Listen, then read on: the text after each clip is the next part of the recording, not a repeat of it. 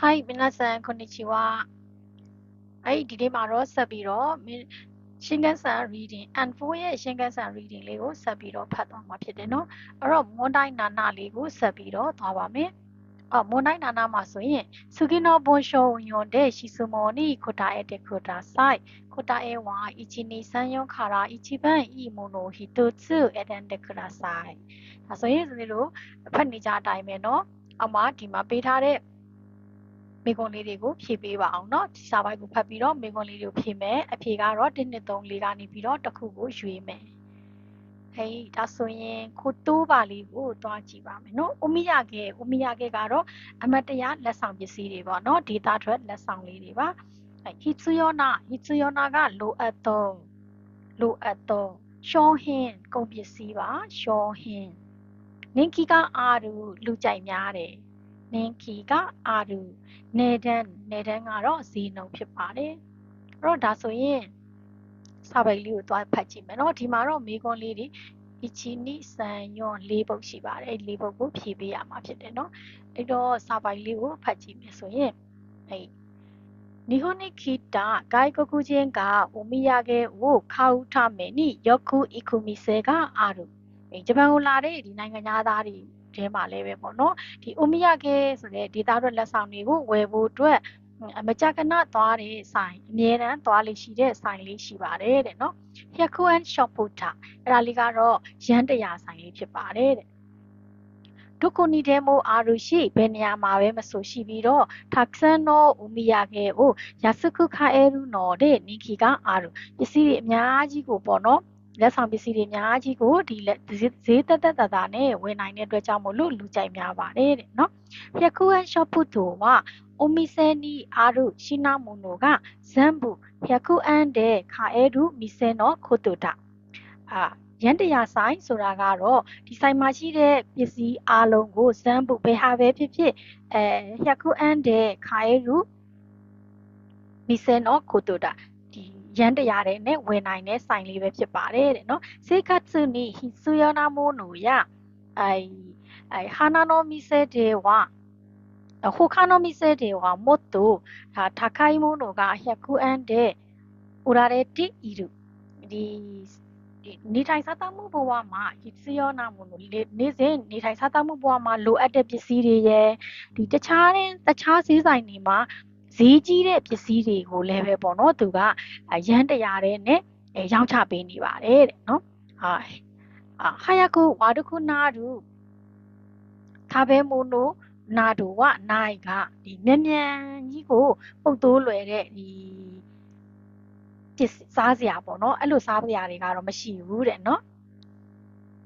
こんなものがあったらいいなと思っていたものが100円で買えるအဲ့လိုပစ္စည်းမျိုးလေးရှင်ကောင်းပါပဲလို့တွေးပြီးတော့ဒီ100円ဆိုင်မှာလည်းပဲခါအဲဝယ်ပါတယ်တဲ့နော်例えばဥပမာအဖြစ်တော့何回も書いたり消したりできるノートやおにぎりが簡単に作れる道具水に触らないで米を洗れるものなどだ例えばဥပမာအပြင်ကတော့何回もအကြိမ်ကြိမ်ပေါ့နော်ခိုင်တာရီခက်တာရီဒကီရူနိုတိုဖြတ်လာရေးလိုက်လုံနိုင်တဲ့ note စာအုပ်မျိုးလေးတွေ notebook လိုဟာမျိုးလေးတွေเนาะနောက်အိုနီဂီရီကခန်တန်နိစကူရေရုဒိုကုဒီအိုနီဂီရီပြုလုပ်တဲ့လွယ်ကူပြုလုပ်လို့ရတဲ့ပစ္စည်းကိရိယာလေးတွေเนาะအဲ့တော့မီဆူနီဆာဝရနိုင်တဲ့ရေနဲ့မထိပဲနဲ့ပေါ့နော်ခုမဲကိုအာရာယေရူမိုနိုနာတော့ဒါစမ်းဆေးလို့ရတဲ့ပစ္စည်းလေးတွေပဲဖြစ်ပါတယ်တဲ့သူကစားစရာတောက်စရာတော့မရှိဘူးဒီလိုပစ္စည်းလေးတွေတော့ရှိတယ်တဲ့နော်日本人もちろん100円ショップへよく行くဂျပန်လူမျိုးတွေတောင်မှဒီကျင်းတွေကိုပဲဒီရန်တရာဆိုင်ကိုပဲမကြာခဏလာပါတယ်တဲ့နော်ဒါ့တကူတော့တဲ့စကားမွန်းလို့ရဟဲယာနော်ခါစားရီခေရှောဟင်နာတော့ဝဇမ်ဘူ100円ショップတဲ့ခါဦးခီတိုမိုအီရူအဲ့တော့ဒီမိဖို့ချောင်းမှာသုံးတဲ့ပစ္စည်းတွေနော်ဒါတကူလို့တဲ့စကားမွန်းလို့မိဖို့ချောင်းသုံးပစ္စည်းတွေဟဲယာနော်ခါစားရီခေရှောဟင်အခန်းအလှပြင်အခန်းမှာအလှဆင်တဲ့ပစ္စည်းလေးတွေအဲ့ဒါတွေကိုလည်းပဲဇမ်ဘူ100円ショップတဲ့ခါဦးခီတိုမိုအီရူ အဲ့တော့100ရီရန်တရားဆိုင်မှာလည်းပဲဝယ်တဲ့လူတွေရှိပါတယ်တဲ့နော်100 shop ကခေါနာနီနင်းခီကအာရုနော်ဝဒီ100ရန်တရားဆိုင်လေးကဒီလောက်တောင်လူကြိုက်များနေတယ်ဆိုတာကတော့နေတန်းကရဆွေဒါခေတဲ့နာခုဒီဈေးတက်တာယုံတာမကပဲနဲ့အစ်စုတဲ့မို့အတရာရှိရှော်ဟင်ကအားဒီဘယ်ချိန်မဆိုပေါ့နော်ပစ္စည်းအသစ်တွေကတစ်လေးတဲ့ထက်ရောက်တာနော်အဲ့လိုမျိုးပစ္စည်းအသစ်တွေရှိတဲ့အတွက်ကြောင့်မို့လို့အိုမိုရှိရိုခါရာထစိတ်ဝင်စားစရာကောင်းတာကြောင့်ဖြစ်ပါတယ်ဆိုရီနီဇမ်ဘူဟက်ခွန်းနာနော်တဲ့အဲ့ဒါအပြင်အားလုံးကတရားပဲရန်တရားပဲဖြစ်နေတဲ့အတွက်ကြောင့်မို့လို့ထခိုင်ခယာစီခခက်ခါရဲ့နာခုတဲ့မို့ဤခါရာထဈေးကြီးမလားဈေးသက်တာမလားဆိုတာမျိုးတွေစဉ်းစားစရာမလိုပဲနဲ့ကောင်းတဲ့အကြောင်းဖြစ်ပါတယ်တဲ့နော်100ရှော့ပူနီဤခုတို့နန်တယ်မို့ဟိုရှိခုနာတဲ့ဒီရန်တရားဆိုင်သွားလွှဲလို့ရှိရင်ဘယ်ဟာပဲဖြစ်ဖြစ်အကုန်လုံးလိုချင်နေပြီးတော့တဲ့နော်အီရာနိုင်မိုနိုမာတဲ့ခါတဲ့ရှိမောက်ကိုတိုကအာရူကဒီမလိုတဲ့ပစ္စည်းတွေအထိတောင်ပေါ့နော်ကွာဘာဖြစ်ဖြစ်လိုချင်နေတာဖြစ်တဲ့အတွက်ကြောင့်မလိုအပ်တဲ့ပစ္စည်းတွေပါကိုကဝယ်မိတယ်ပေါ့နော်အဲ့လိုဝယ်မိတာဖြစ်တဲ့အတွက်ကြောင့်မလို့တဲ့ဟီစီယိုနာမိုနိုဒါခဲအိုလိုအပ်တဲ့ပစ္စည်းလေးတွေကိုပဲခေါယောနိစုတယ်ပါဝယ်မဲဆိုလို့ရှင်တော့100ရှော့ပူဝတိုတယ်မို့ဘန်ရီနာမီဆယ်တဲ့အာတို့ရန်တရားဆိုင်လေးကတော့အရန်ကိုအဆင်ပြေတဲ့ဆိုင်လေးပဲဖြစ်ပါတယ်တဲ့ဟိုက်အဲဆိုရင်တိုးအချီလေးကိုတော့ဖတ်ကြည့်ပါမယ်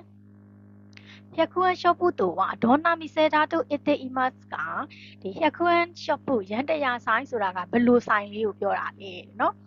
1外国人しか行かない店ဒီနိုင်ငံသားကလွယ်ပြီးတော့မသွားတဲ့ဆိုင်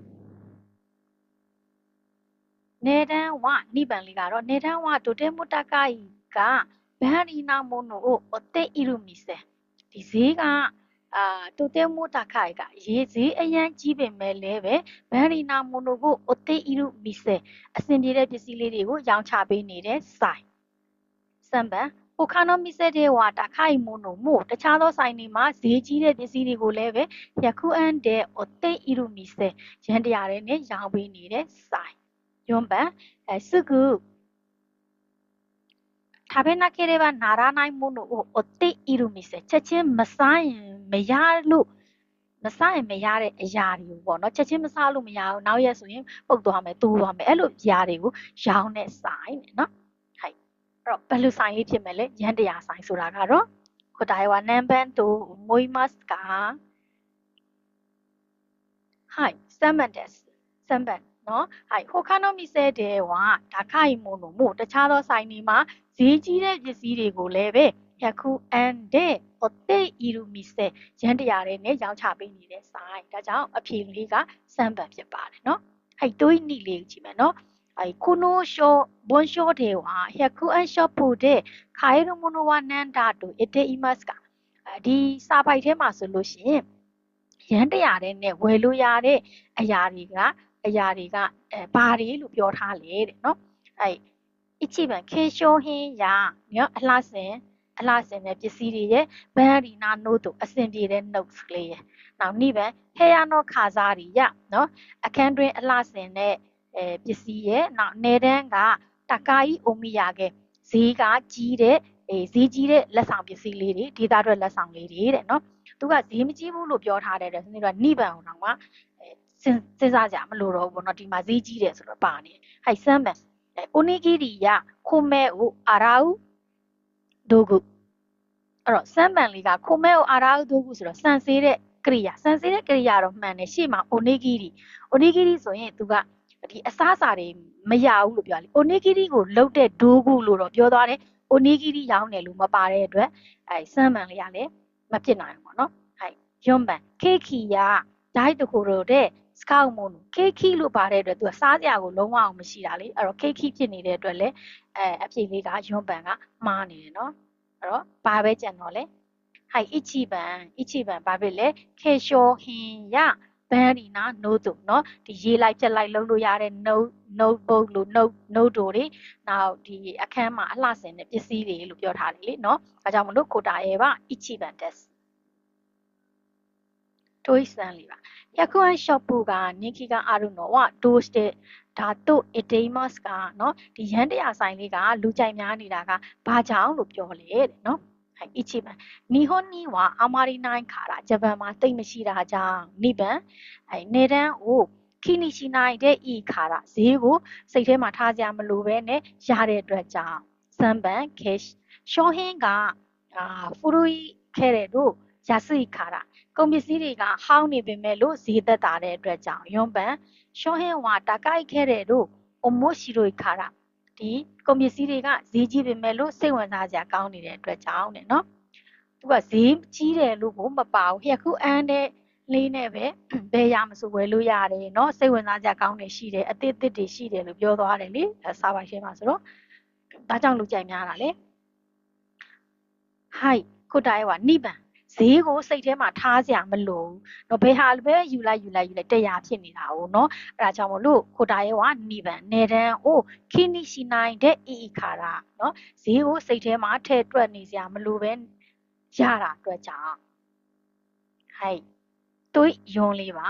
100ショップに行った時100ရန်တရားဆိုင်ကိုသွားတဲ့ချိန်မှာဆိုလို့ရှိရင်ခီနီစကဲရူကိုတူဝနန်တက်စကတတိထားရမယ့်ຢာကပါလေတဲ့နော်1番早く悪くなる食べ物を買ってしまうことမြန်မြန်ပုတ်သိုးလွယ်တဲ့စားစရာတွေကိုဒီဝယ်မိတဲ့အကြောင်းအရာ2番外国では使えないものを買ってしまうことနိုင်ငံခြားတိုက်ပြည်မှာဒီမသုံးတဲ့ပစ္စည်းတွေကိုဝယ်တဲ့အကြောင်းအရာ3番နေတန်းက高いものも買ってしまうことဈေးကြီးတဲ့အရာတွေကိုဈေးကြီးတဲ့ဒီပစ္စည်းတွေကိုဝယ်မိတဲ့အကြောင်းအရာ4番必要がないものも買ってしまうことမလိုတဲ့အရာတွေကိုဝယ်မိတဲ့အကြောင်းအရာကိစ္စ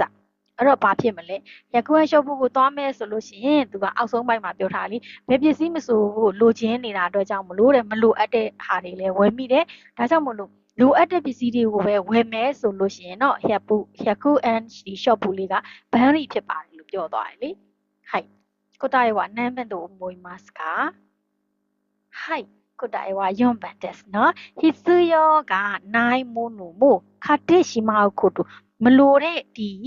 ပစ္စည်းတွေကိုလည်းပဲဝယ်မိတဲ့ကိစ္စဖြစ်ပါတယ်။ဟိုက်ဒါဆိုရင်မောနိုင်နာနာလေးကိုဖတ်လို့ပြီးသွားပါပြီ။နောက်တစ်ပတ်မှာပြန်တွေ့ပါမယ်။မာထနဲ့